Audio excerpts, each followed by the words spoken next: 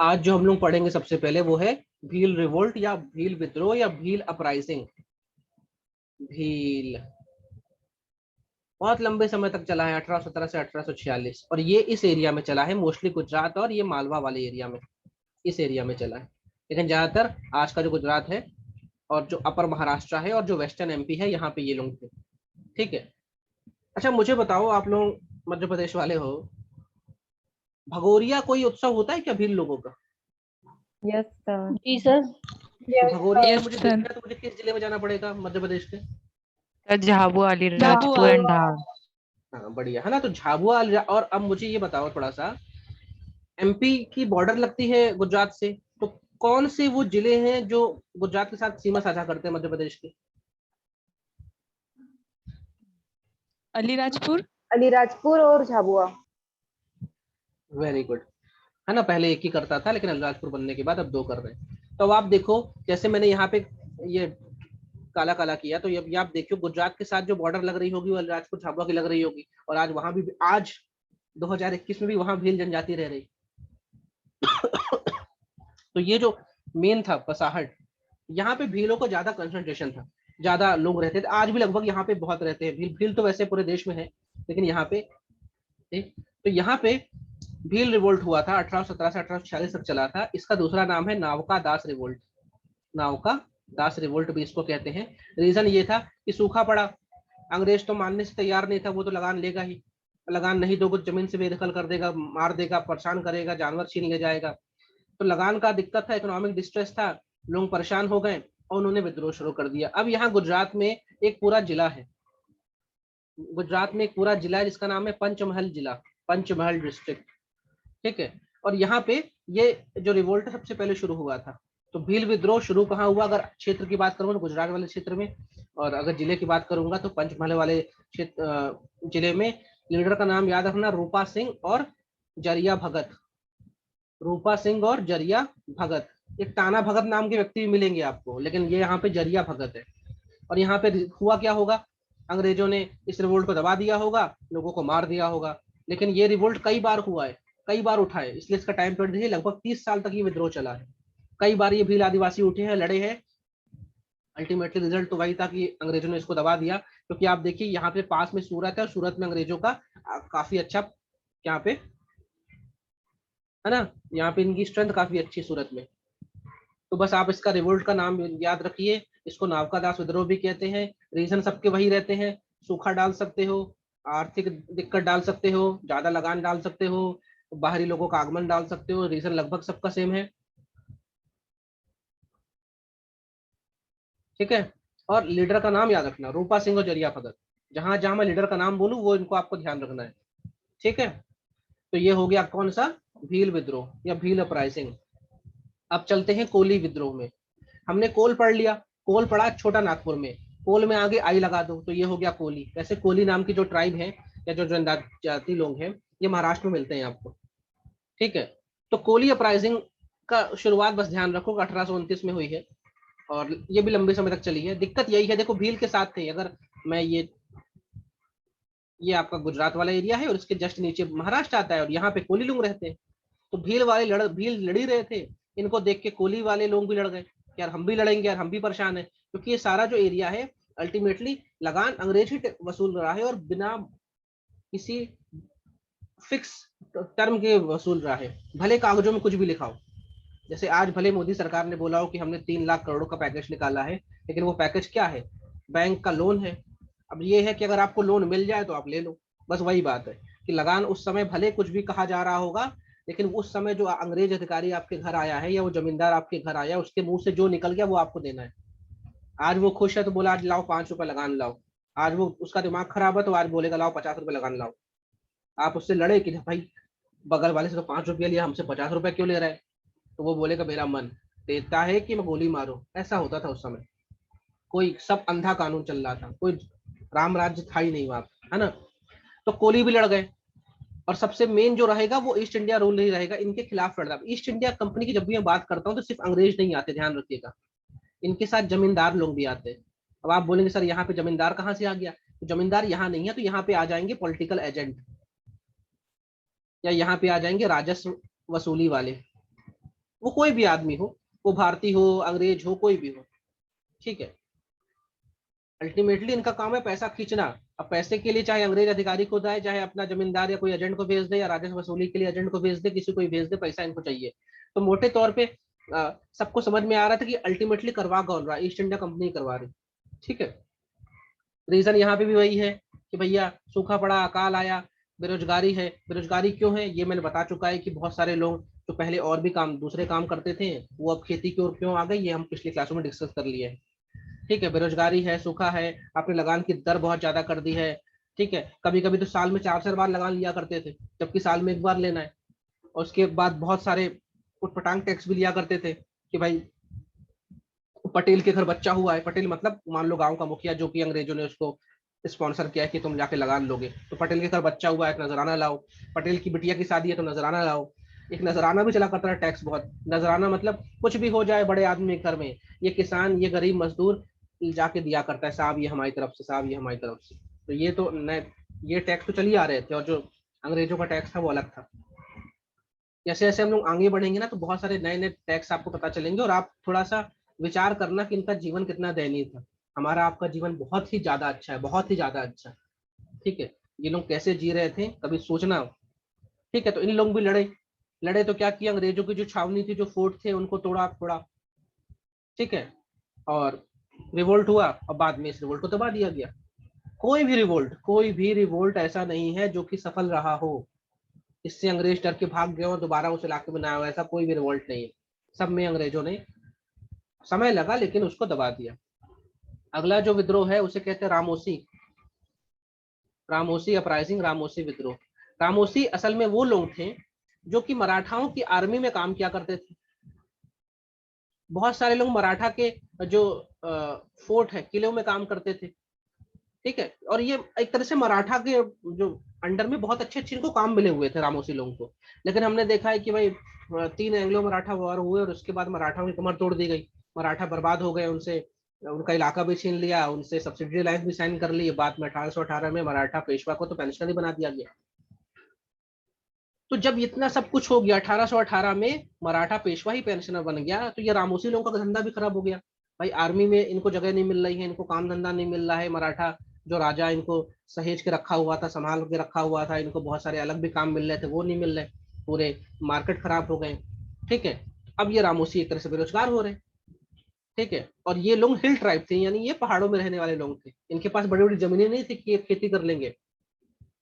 तो भाई अब ये लड़ गए। तो ये शुरू होता है 1822 में। रीजन देखिए, 1818 में थर्ड एंग्लो मराठा वॉर खत्म होता है, और जो आखिरी उस समय का जो पेशवा है बाजीराव सेकंड, उसको उसको पेंशनर बना के बोलते हैं, बेटा जाओ तुम्हें देंगे पेंशनर, और आप कहाँ जाइए, अब बिठूर जाइए, बिठूर यानी कानपुर के पास चले जाइए। तो जब पेशवा ही पेंशनर हो गया, तो ये रामोसी क्या कर पाएंगे, अब ये तो बेरोजगार, एक पूरी तरह बेरोजगार हो गए, इनके पास खेती में नहीं है, तो ये लड़ गए। इनके लीडर का नाम आपको याद रखना है, Chhittar Singh, very important. Umaji Naik important, Babuji Tirambakam जी, और सावंत, चारों नाम याद रखने हैं आपको, चारों नाम। सबसे ज्यादा लेजेंडरी फिगर है छित्तर सिंह। छित्तर सिंह ने उस समय बहुत तेजी से ये रिवॉल्ट किया था, अंग्रेज के हाथ पैर फूल गए थे, क्योंकि ये लोग पहाड़ी जनजाति थे, गुरिल्ला वॉरफेयर में ट्रेंड थे, ये आर्मी में सर्व कर चुके थे, तो अंग्रेजों के पसीने आ गए थे इसको दबाने में। कितना लंबा चला ये देखिए आप, लगभग 20 साल चला। शुरुआत बस याद रखना है, खत्म कब हुआ मत याद रखिए, लीडर का नाम जरूर याद रखिए। सबको पकड़ के मार दिया गया, कोई बचा नहीं, कोई नहीं बचा, ठीक है, कोई नहीं बचा। लेकिन इनके लीडर का नाम वेरी वेरी इंपॉर्टेंट, रामोसी। कहाँ के हैं, रीजन क्या था, जैसे हम लोगों ने देखा था कि जो थर्ड एंग्लो मराठा वॉर हुआ था, उसका रीजन था पिंडारियों का दमन। तो पिंडारी भी मराठाओं पर डिपेंड थे। तो और थर्ड एंग्लो मराठा वॉर होने के बाद जो उसके ड्रॉबैक हुए, जो उसके आफ्टर मैथ हुए, उसमें रामोसी विद्रोह भी है, ठीक है। वो मराठा का एम्पायर बहुत बड़ा था, बहुत बड़ा था। मतलब आप सोचिए, ये पूना से लेकर काबुल तक का एरिया उनके पास था, काबुल कह रहा हूँ, लाहौर तक का एरिया उनके पास, बहुत बड़े एरिया में राज करते थे मराठा, ठीक है। और आपने उस मराठा पेशवा को क्या बना दिया, पेंशनर बना दिया। तो यहाँ पे वो जो ऊपर के नाम मैंने बताया, छित्तर सिंह, उमाजी नायके, बापू त्रिम्बकम जी और सावंत, इनका नाम याद रखिएगा, बाकी छोड़ दीजिए। अल्टीमेटली इस रिवोल्ट को भी दबा दिया गया। अगला जो विद्रोह है वो है संथाल विद्रोह। संथाल बहुत ज्यादा इंपॉर्टेंट, मतलब अगर मैं कहूँ आदिवासी विद्रोह में नंबर 1 में किसी विद्रोह को मुझे रखना है तो मैं संथाल को रखूंगा। बहुत ज्यादा इंपॉर्टेंट, प्री मेंस इंटरव्यू हर जगह संथाल छाया है, संथाल। ठीक है। इनका इलाका भागलपुर और राजमहल के बीच वाला पूरा एरिया, मतलब भागलपुर बिहार में, राजमहल आपने देखा ही है, इधर का पूरा जो एरिया है यहाँ पे संथाल लोग रहा करते थे, आदिवासी लोग थे। इनके इलाके को भी दमन कोह कहा जाता था। दमन कोह मतलब, दमन मतलब एरिया, कोह मतलब पहाड़ों वाला एरिया जहाँ पे थोड़ा सा गहरा है। ये हमने पहले भी बात की थी, मेरे ख्याल से किसको, किस ट्राइब को लेकर हमने दमन कोह की बात की थी, कोई मुझे याद दिलाएगा?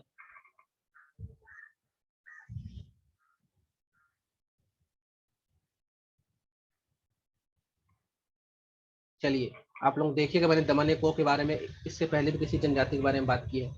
अब यहाँ पे हो क्या रहा था, रीजन वही है, संथाल लोग आदिवासी लोग थे, आराम से रह रहे थे, झूम खेती कर रहे थे। ठीक है, पहाड़िया, वेरी गुड, झूम खेती कर रहे, सब कुछ बढ़िया चल रहा था। ये पहुंच गए इनके जंगलों की ओर, लकड़ियां काटी, इनको जंगल से बेदखल किया, इनको बोला झूम खेती नहीं करोगे, यानी शिफ्टिंग कल्टीवेशन नहीं करोगे, एक ही जगह रुको, हमको टैक्स दो, टैक्स नहीं दोगे जमीन से बेदखल कर देंगे, उसके बाद उसी जमीन पे तुम मजदूरी करना, टैक्स बहुत ज्यादा लेंगे, टैक्स तुम चुका नहीं पाओगे तो तुम सूदखोर के पास जाओ, मनी लेंडर के पास जाओ, उससे तुम बहुत ज्यादा इंटरेस्ट में पैसा लेके आओ, हमको टैक्स दो। तो बेचारा तो बर्बाद हो गया, खाने को कुछ बचा नहीं, बीच में सूखा पड़ गया, बारिश आ गई, बाढ़ आ गई तो दिक्कत, और पहाड़ों का जीवन तो वैसे ही कठिन होता है। तो ये लोग जो है, ये लोगों ने बोला यार ऐसे कैसे, और जैसे मैंने बोला, जल, जंगल, जमीन, अगर आपने आदिवासियों की इनसे छेड़खानी की तो वो फिर बख्शेंगे नहीं आपको, क्योंकि भाई ये उनकी प्राइड से जुड़ा हुआ है, उनकी अस्मिता से जुड़ा हुआ है। ठीक है।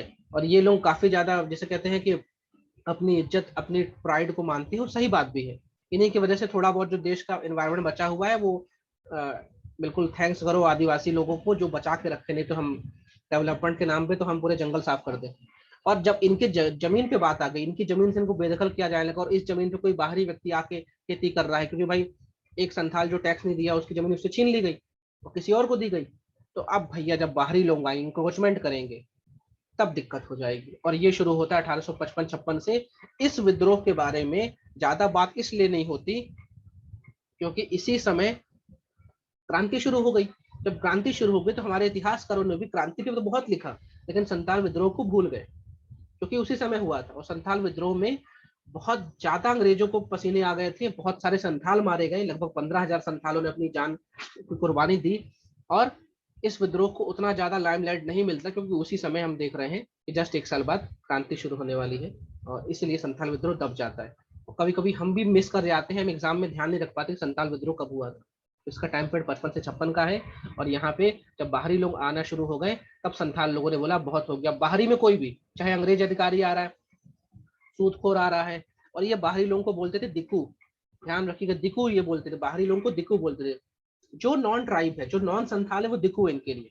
और इन्होंने बोला हम सबको खत्म कर देंगे, एनहिलेशन कर देंगे, मतलब सबका सुपड़ा साफ कर देंगे, जो भी बाहरी आएगा, जब तक जान है तब तक हम उनको हटा देंगे।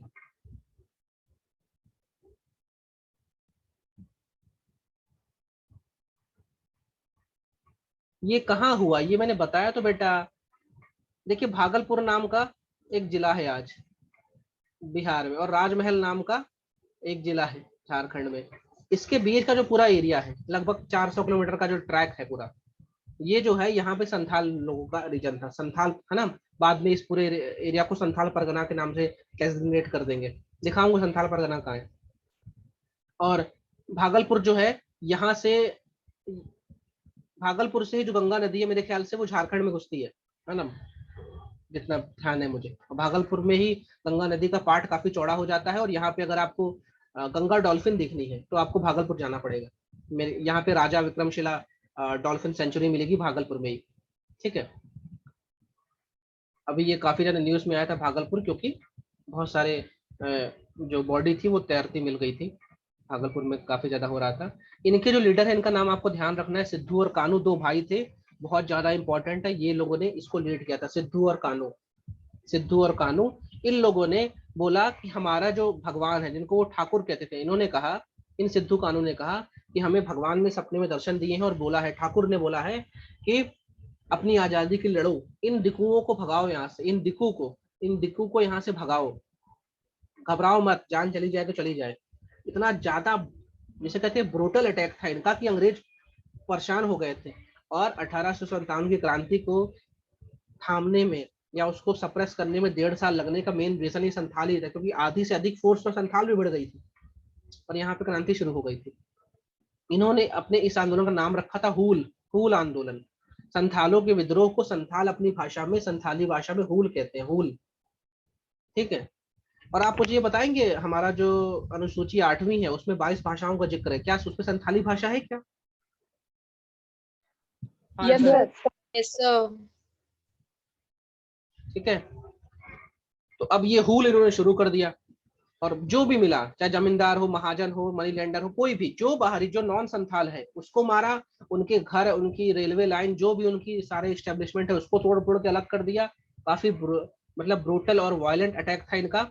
और इनका साथ दिया कुछ बाहरी लोगों ने, इनका साथ दिया, जैसे जो मिल्कमैन के जो लोहार थे उन्होंने इनका साथ भी दिया, मतलब कुछ दिकुओं ने इनका साथ दिया था, लेकिन वो दिकू भारतीय ही थे, बाहरी नहीं थे, और वो दिकू गरीब ही थे। और ये काफी ब्रूटल चला था। इसमें पहले सिद्धू को मार दिया गया, बाद में कान्हू को मार दिया गया। सिद्धू 1855 में मारे गए, कान्हू 1866 तक जिंदा था, तब मारा गया। इसलिए भले ही ये जो विद्रोह है 1855-56 में चला, लेकिन इस समय ये बहुत ज्यादा एक्टिव था। लेकिन जब देखो कान्हू 1866 तक जिंदा है, मतलब जब तक कान्हू रहा है तब तक इसने छुटपुट हिस्से में तो ये विद्रोह को चालू रखा। तो पहले सिद्धू मारा गया, सबको मारा मतलब ऐसे नहीं, गोली से नहीं मारा, टांग दिया। ठीक है, गर्दन काट के टांग दी, कि डराते थे कि भैया हमसे लड़ोगे तो ऐसा करेंगे, और ऐसा आजकल आईएस करता है ऐसा। ठीक है। तो मैंने बोला है कि मोर देन 15,000 संथाल इसमें मारे गए। कितने अपंग हुए, कितने घायल हुए वो अलग बात है। कई गांव के गांव बर्बाद कर दिए अंग्रेजों ने। इन्होंने भी अंग्रेजों को बहुत परेशान किया, मतलब अंग्रेजों को एक समय लग गया था कि संथाल से परेशान हो गए, उसके बाद क्रांति हो गई, तो उस समय ईस्ट इंडिया कंपनी को लग गया था अब हमसे ना हो पाएगा। इसलिए रानी ने बोला भाई तुमसे ना हो पाएगा, हम आते हैं। इसलिए कंपनी रूल खत्म कर देते हैं और फटाक से ब्रिटेन सीधे यहाँ पे एंट्री मारता है, क्योंकि अब यहाँ के भारत के आदिवासी किसान पगला गए हैं, अब ये छोड़ेंगे नहीं किसी को। ठीक है। सबसे ज्यादा कौन सा आदिवासी विद्रोह है जिसने अंग्रेजों को हर स्तर पर क्षति पहुंचाई? पैसे के मामले में क्षति पहुंचाई, रिसोर्सेस, इनके बहुत सारे लोगों को मारा, इनके एस्टेब्लिशमेंट को बर्बाद कर दिया, इन्होंने बहुत डेवलपमेंट किया, सब बर्बाद कर दिया। एक लाइन से रेलवे लाइन डाली थी, सब उखाड़ उखाड़ के सही कर दी, क्योंकि ये जो इलाका यहाँ से कोयला मिल रहा था और रेलवे लाइन डल रही थी यहाँ पे, सब इसको सही कर दिया इन लोगों ने तोड़ ताड़ के। ठीक है। और आज भी संथाली जो लोग हैं उनकी बहुत अच्छी आबादी है, काफी समृद्ध जाति है ये, आज भी अपने उसी इलाके में निवास करते हैं। कुछ प्रिमिटिव इनके जो तरीके हैं वो भी इन लोग बचा के रखे हैं। और इन्हीं, अभी तो शायद मुझे को ध्यान है कि किसी ने लोकसभा के राज्यसभा में किसी ने संथाली में शपथ भी ली थी, किसी सांसद ने, शायद 1 साल पहले की राज्यसभा में बात है। सर। क्योंकि हमारे पास जो 22 भाषाएं हैं, तो आप उन 22 भाषाओं में से किसी एक भाषा में अपनी शपथ ले सकते हैं, है ना। ये इलाका है संथाल परगना का इलाका, संथाल परगना। तो मैंने बोला था ना बिहार और झारखंड वाला, तो आज तो वैसे ये झारखंड है। देखिए इस मैप में बिहार के बाद सीधे पश्चिम बंगाल है, झारखंड नहीं आ रहा, लेकिन आज ये झारखंड है। ठीक है, पहले ये पश्चिम बंगाल का हिस्सा था, 24 ये संथाल परगना। तो समाप्त हो गए आपके ट्राइबल्स जो रिवॉल्ट है 1857 क्रांति से पहले वाले।